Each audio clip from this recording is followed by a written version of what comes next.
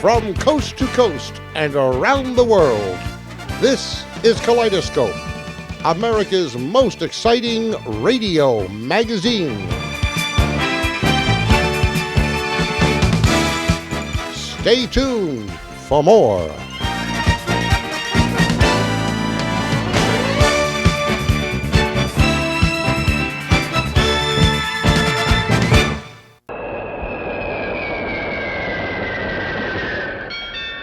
Announcing the arrival of Silk Air Flight number 222, arriving from Paris, Brussels, Frankfurt, Lodz, and Schnitzberg. Signal goes to 333 Zalcomal Parish, Brussels Flowers,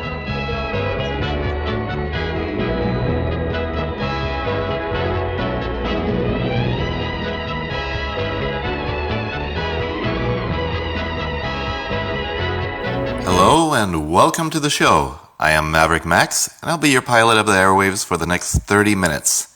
And on this flight, we have a very special guest. I had the honor of meeting Trae Crowder on his tour, together with two other brilliant comedians, Corey Ryan Forrester and Drew Morgan. It was a total amazing experience. This is humor like I've never, ever experienced before. I found myself laughing so much my insides were turning inside out and my smiling muscles just got stuck. It was that good. It was that funny. And for those of you who do not know who the comedian Trae Crowder is, he is a liberal redneck. Before we start the interview, we're going to take you to one of his YouTube comedy bits. This is about transgender bathrooms. What's up, y'all? Liberal redneck here. We gonna do it again. Fired up, son. I've been seeing all these Facebook posts about transgender bathrooms. Well, hell, what's to stop some pervert from wrapping a skirt around his wiener and going in the ladies' room with my baby girl? I ain't having that. We gotta watch out for the kids. Meanwhile, these are the same motherfuckers that put Mountain Dew in sippy cups and beat a 6-year-old with a wire hanger for standing in front of the TV during Dr. Oz. Y'all are so full of shit. What do you think is gonna happen? You do know that transgender people have existed forever, right? What bathrooms you think they've been using? And how many times you ever hear about what you're worried about happening? Hardly not, never.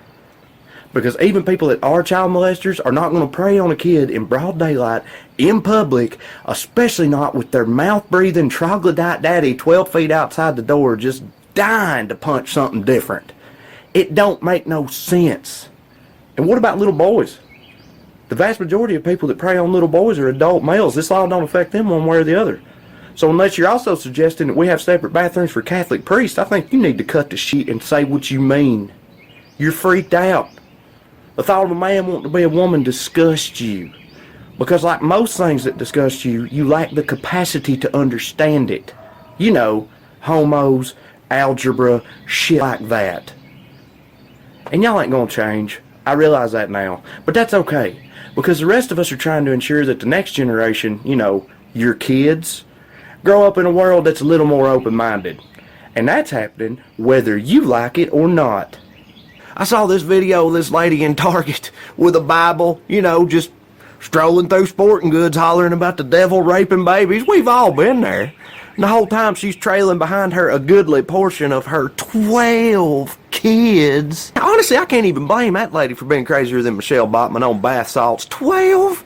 Fake, Lord have mercy, that's a lot of trailer babies. But these people have about lost their damn minds because they think that their rights and their beliefs are being threatened. They say, well, I'm just standing up for what I believe. Does that make me a bigot? Well, if what you believe is a bunch of wacky biggity shit, then yeah, it totally does. Look, we all know that you believe these things. We know that you believe it with all of your pre-diabetic hearts. But believing something super hard don't make it any less wrong. My 3-year-old believes that he should get cookies for breakfast every morning. That don't matter to me because he don't know facts, and so what he believes is irrelevant. You can't expect people to respect your beliefs when your beliefs are so completely disrespectful. Which brings me to your rights. Y'all scream, oh, liberals, they care so much about everybody's rights. Well, what about me? Ain't I got rights? Oh, honey, bless your heart. Nobody's trying to take your rights. We're just trying to keep you from doing that to other people. Because I know you're a white person in America, so I can see why you'd think this, but telling other people how to live is actually not a right you have. In fact, if you want to live in a country in which the religious beliefs of the majority dictates the lives and liberties of everybody else, I recommend you try Saudi Arabia, Pakistan, somewhere like that. And I know what you're thinking, oh, they're brown, gross, but check it out. They love screaming, they hate books, they throw rocks at queers, you fit right in. But this country belongs to us now. You are not getting it back. And you can believe that. Bye. We're here today with Trae Crowder, and I'd like to welcome you to the show. Thank you very much. Glad to be here. What made you want to become a comedian to begin with? Chris Rock. His special Bigger and Blacker in 1998. I was 12 years old. I watched it on HBO with my dad. That was the first time that I ever thought that I'd like to be a comedian. And then I just wanted to be a comedian for the next 12 years. And when I was 24, I actually finally said, time to quit, thinking about it and just do it. So that's when I actually started. But I had wanted to do it for a long time before that. So it was sort of a childhood dream come true. Yeah, well, I wouldn't call it a dream come true for the first 6 years of doing it. But, now, yes, quite literally. So it's pretty awesome. What actually opened your eyes? When did you become politically interested and all the other controversial subjects you bring up?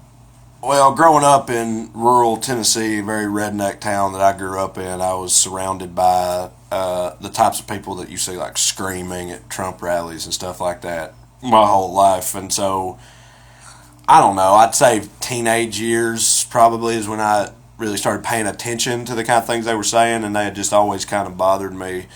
And so I felt like I got interested in it in that I was like disgusted by a lot of the things I would hear people say where I grew up. And so it was just a very natural thing, I guess. You know what I mean? I didn't make like a conscious decision to be, into politics or whatever. It was just, I couldn't take them anymore. Yeah. So getting into it at a young age, how did that affect your high school years?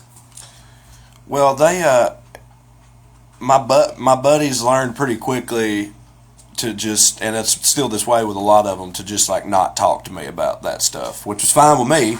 I was fine with just not talking about it. I didn't run around just screaming at people about what I thought or nothing. As long as they wanted to be quiet about it, I was fine with that too. So, it didn't really, my high school years were fine. I didn't really get bullied or nothing like that. I mean, I was like, everybody wanted to cheat off my math homework and whatever. So, they were pretty nice to me. Yeah. So yeah, it wasn't that bad. How does your family react to your humor? Well, there again, and I mean, I'm lucky in this way in that my family's not probably what people would imagine, because my dad passed away a few years ago, but he was a liberal redneck himself, and his brother is gay, which I think is why has a lot to do with it. And that's my uncle, and we're real close, so I attribute a lot of my political leanings to that too. But so like his mom, my meemaw, and my sister, and we're all kind of on board in that way. And there's a lot of members on my mom's side of the family who are more stereotypical rednecks or whatever, but I don't really have a whole lot to do with my mom's side of the family much anymore anyway, so I don't really have to deal with it. But like my in-laws, my wife's family, they're probably what you have in mind. They're like a Duck Dynasty crowd. And so they're not crazy about the stuff I say, but I mean, they're still happy for me and the success I'm having lately, but they don't agree with any of it. But I mean, I don't. That's my in-laws, so I don't really care. So I understand that you've written a book together with a few other authors. Yeah. There's two guys sitting here right now, Ryan Forster and Drew Morgan. They're fellow liberal Southern comedians, and we wrote a book, The Liberal Redneck Manifesto, Dragging Dixie Out of the Dark. It comes out October 4th, and it's available for pre-order up until then, but for each of us, it's our first book, so we're pretty excited about it. And we're going to take you from the interview for a few minutes to hear another one of his bits. This is about when the Tennessee State Congress named the Holy Bible the state book. What's up, man? Liberal Redneck here. Look, I'm a born and raised Tennessean, and we've been in the news a lot lately for a lot of reasons. But one of them is that our state legislature has officially passed a bill designating the Holy Bible as the state book of Tennessee. And now my redneck buddies going on Facebook there talking about how, oh, damn right, ought to be every state's book. Ought to be the official book of this country, by God. Are you shitting me? I got one question. Since when do rednecks give a shit about books? Do y'all have any idea how much I got made fun of growing up for reading? A lot. Just so much. And now young's want to talk about books. Well, young's don't get a goddamn book. What's this country coming to? Open your eyes, America. Can't you see? Can't you see that we need the Lord Jesus Christ now less than we ever have before? I don't know if y'all heard, but we know what germs are now. The sun, we figured it out. We don't need that shit. I'm a daddy, man. I got 2 little boys. I tell you right now, somebody comes proselytizing that nonsensical regressive Jesus shit to them, they gonna have trouble out of me. You can believe that. And if it offends anybody, I don't really give a damn. So I'm tired of not being able to stand up for what I believe down here in the South, man. Whatever happened to free speech?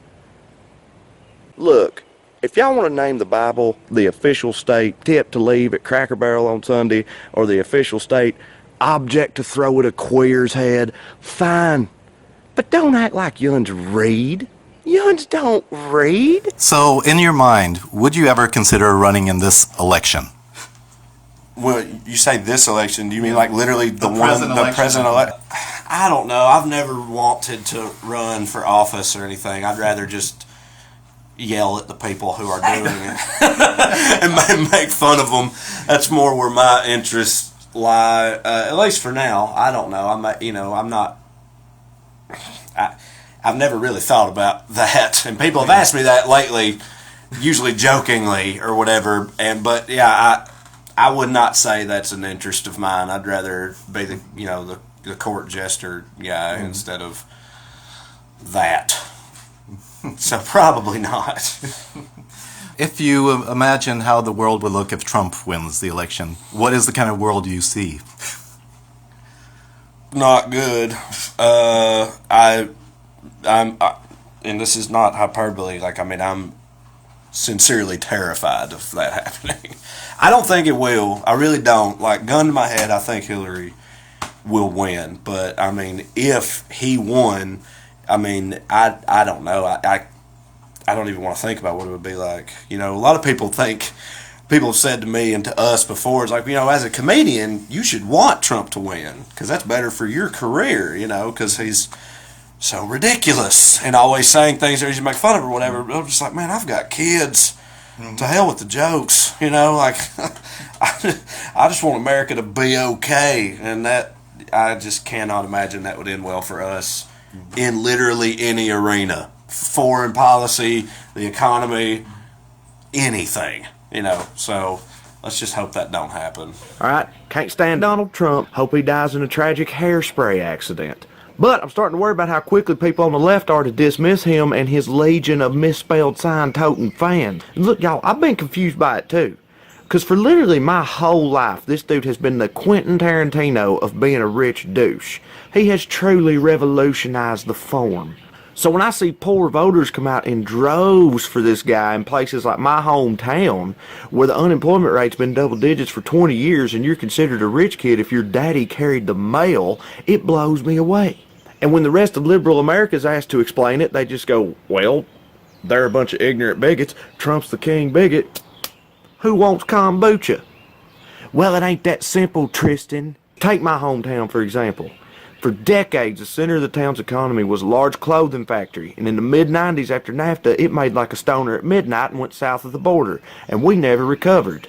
I'm not trying to start a debate on the merits of free trade. What I'm saying is, when that melted candle ass stands up there and tells these people that he's going to bring their job back to this country and make Mexico lick his shriveled orange ball sack, it resonates with them.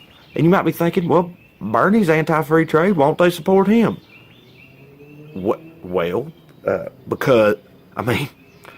Because they're a bunch of ignorant bigots and Trump's the king bigot. But the job thing's important too. And look, they're wrong. Of course they're wrong.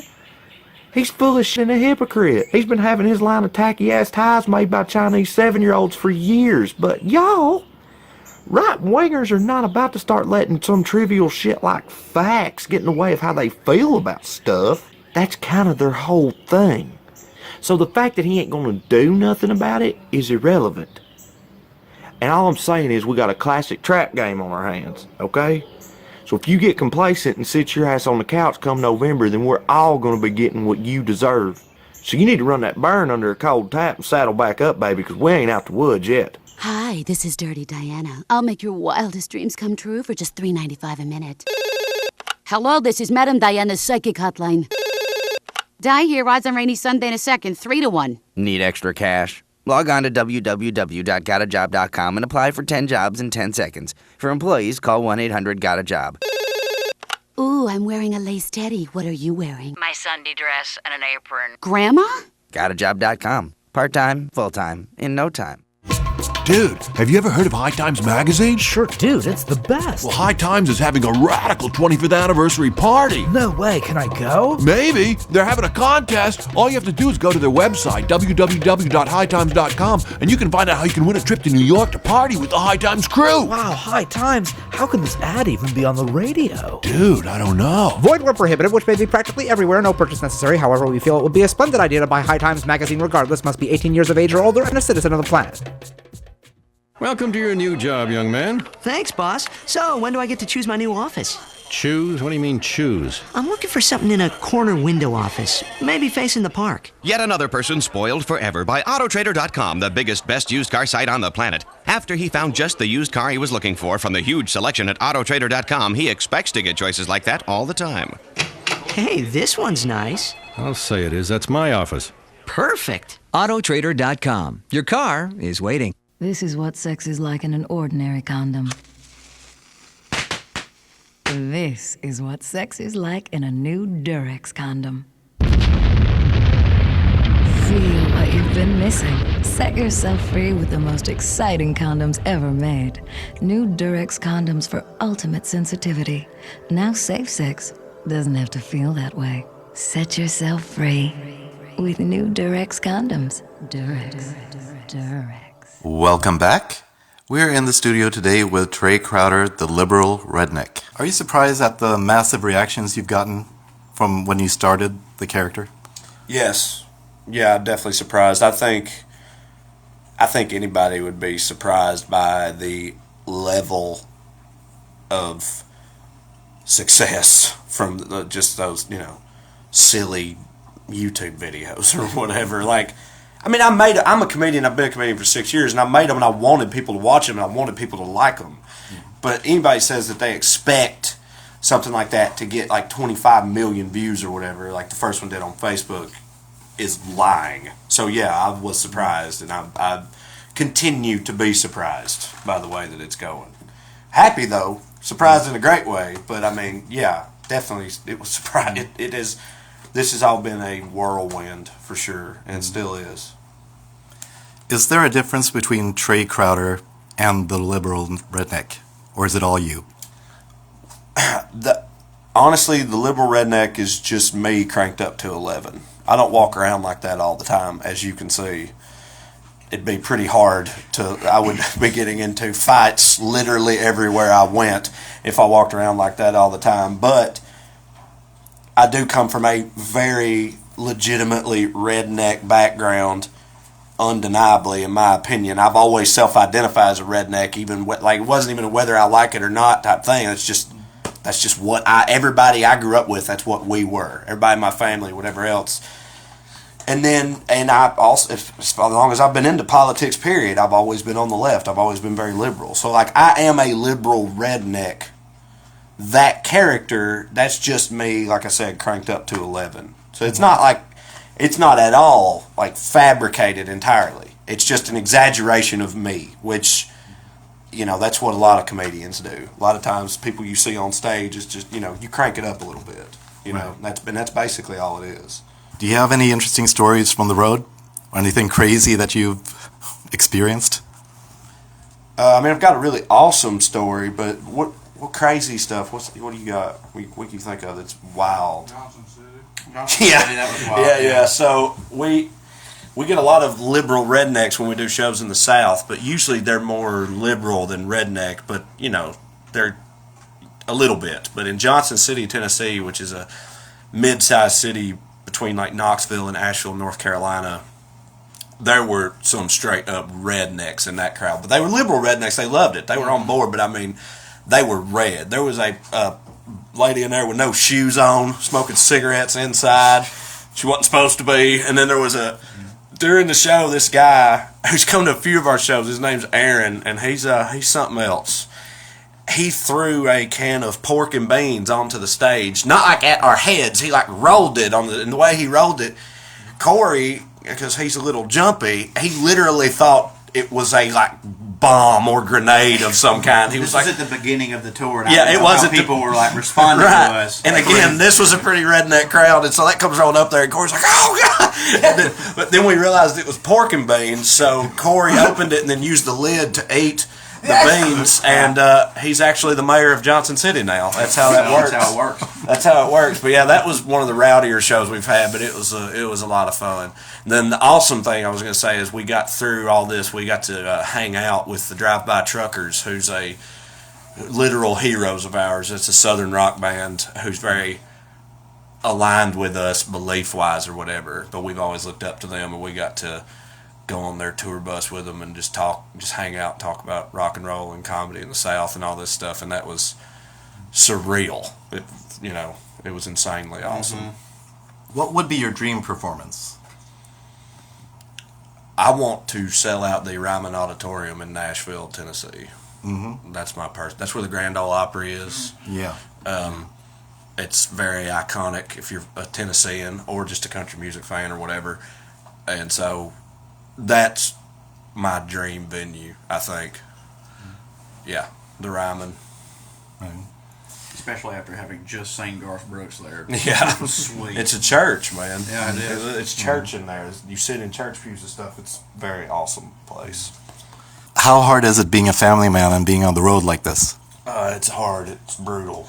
I'm not used to that. I've been doing comedy for 6 years, and it was mostly like a weekend. Because I had a day job, so like I go out on weekends or stuff, but not even every weekend. Or if it was every weekend, a lot of times it'd be in and around Knoxville, so I'd still be coming home and everything. So this being gone for stretches at a time is new to me, and I don't like it. I mean, I like it in a lot of other ways, but that particular aspect of it is pretty rough.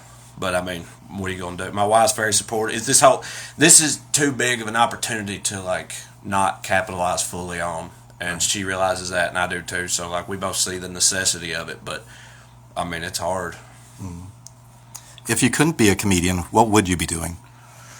Well, I'd probably be doing the job I had before I came, which I just got this job out of, because I graduated college in 2009, and that was the height of the recession, so it was literally just the first job I could find, and it took me 6 months to find a job, period. But I worked in contracting for the U.S. Department of Energy, and so I'd probably I'd probably do that for 40 years and then retire. I assume, because no joke, comedy and just the being an entertainer is the only thing I've really ever wanted to do. Right. So if I couldn't do what I want to do, it'd just be some fallback thing, and that would have been as good as any other one, I think. So probably just that. But luckily, I'm not. I'm doing this instead. So, thank God. Yeah. And we're going to take a time out from the interview to hear another one of Trae's bits. This is about Kaepernick. There's only one thing really wrong with this country: Alabama fans. Or at least that's the way it should be, but we've managed to turn even football into a politically divisive hot potato. All anybody wants to talk about is Colin Kaepernick, which as a football fan is something I never thought I would say. Why don't we ask Johnny Manziel what he thinks about the Second Amendment while we're at it? Well, I don't know about no dumbass Constitution, but I believe in the right to bear arms, you know what I'm saying? I've made a lot of bad decisions. While superficially it seems odd that a soon-to-be-released backup for a terrible team could make people so furious, when you boil it down to its core, it makes a lot of sense. A black man refused to stand up for the national anthem as a protest for race relations in America, and a group of people who spent the better part of a year talking about how not great America has gotten were very offended by that. This country's gone to hell, man. Seriously, it's dead to me. Hillary wins, I'm done. I'm gone. I'm just going to move. I just can't believe how shitty America's got. Hey, did you hear about Colin Kaepernick not standing up for the national anthem? Hey, what? Give me my goddamn Facebook. They're so mad at Kaepernick for being disrespectful. Really? That is a hell of a thing for y'all to say to him. I cannot think of a more openly disrespectful group in this country than y'all. Here's a list of things that you routinely and emphatically refuse to respect. The rights and safety of people of other races, the feelings of gay or transgendered children, the belief in any sky man other than your own, any culture that cannot be adequately summarized by a beer commercial, the appetites of your fellow diners at the Shoney's breakfast buffet, the office of the presidency. Yeah, you'll excuse me, but I'm not trying to hear anybody that's ever called Barack Obama the N-word talk about respect.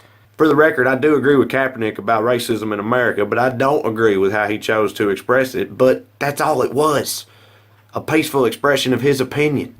So can we please stop with the death threats and the racial slurs and just get back to what really matters? Watching gigantic, freakish men in arbitrarily significant uniforms give each other gradual brain damage for the pursuit of our entertainment? I mean, let's be reasonable. So what are you most proud of in your life? Most proud of in my life, my sons, but outside of that, I don't know. It's a good question. Because I was the first person in my family to ever graduate from college. Pretty proud of that. Other than those two things, it would be just this last 6 months selling out in places like, where was the first place outside the South that we sold DC. out in? D.C. Like, so we go to Washington, D.C. and New York or Denver, very far away from home, and also just outside the South, period. And when you sell out in places like that, that's pretty awesome. And I mean, having written a book, very proud of that, obviously. So yeah, I've got a lot to be proud of recently, which is pretty cool. What are your plans for the future after this tour? Me, Corey, and Drew want badly to have our own comedy special. Like, not at all like this, obviously, but, you know, like you've seen the original Kings of Comedy or like the Blue Collar Comedy Tour or whatever, where it's, you know, a comedy special of more than just one comedian, like a themed comedy special.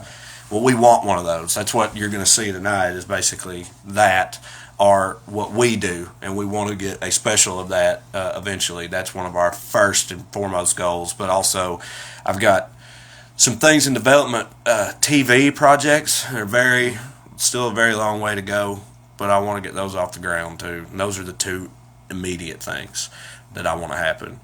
And then beyond that, just to keep the ball rolling. You know what I mean? But the two in the near term, comedy special and a TV show is what I have my eyes set on. Any chance for a world tour? Oh, we'd love to do that. We've talked about that a lot. And it's like this whole tour started from people sending me messages saying, hey, come here, whatever. And that's when we realized, like, man, maybe we could tour off this. And we have been able to. And I've gotten a few random international messages from people like, hey, you should come to Kent or whatever. And but it's always like literally just one from one place. And it's always some guy, it's like, you know, my mate's got a pub, you know. We'll put, yeah, but I mean, that'd be fun. But I don't think we're there yet. But yeah, we'd love to do that for sure. So I mean, hopefully, yeah, one day. Do you have a message for your fans? I really just thank you. Like, I'm very grateful to them for all that, because I mean, this whole thing's been very, you know, grassroots. You know what I mean? Mm-hmm. Like, if it wasn't for my fans, literally none of this would be happening, and I am very aware of that and very appreciative of it. So they literally changed my life, and I'm very grateful to them for that. So thank you. And we'd like to thank Trae Crowder for coming to the show. We really appreciate you, and keep continuing what you're doing. Thanks so much. I had a great time. It was an absolutely wonderful experience being in the same room as Trae Crowder and his two fellow comedians, Corey, Ryan Forrester, Drew Morgan. I highly recommend that you go see the show. If it's coming into a town near you, or even if it isn't, drive over there if it takes 1 to 2 hours or whatever. It is so worth it. And keep looking for that book, The Liberal Redneck Manifesto, Dragging Dixie Out of the Dark. I hope you've enjoyed these 30 minutes with me, and we will be back again next week. And remember, take care of yourselves. This is Maverick Max going in for a landing and signing off.